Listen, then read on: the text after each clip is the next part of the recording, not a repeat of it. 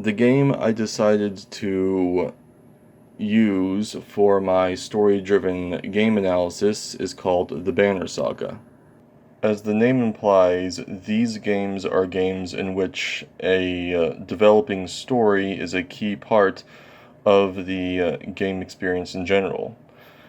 Usually these types of games have some form of narrative, and the player has to take some action that progresses the story forward, as well as those actions resulting in different consequences later on in the game. So different actions result in different endings to the game.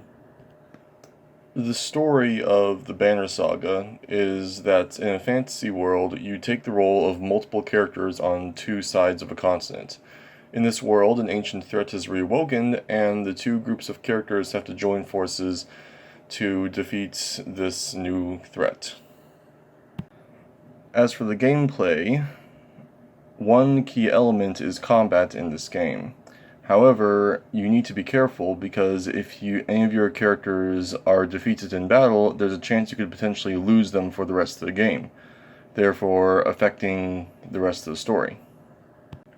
Another key element in gameplay is dialogue options. There will be encounters along the path where you have to make some sort of decision that will either help or harm your party.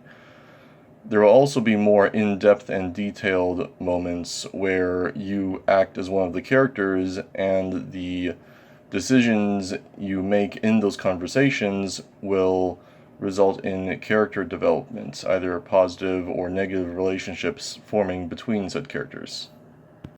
In conclusion, I believe the Banner Saga does a good job of blending the elements of storytelling with the interactivity of a game. Good games should give the player a feeling of control and that their actions matter in the grand scheme. And a good story should have interesting characters and some form of compelling narrative.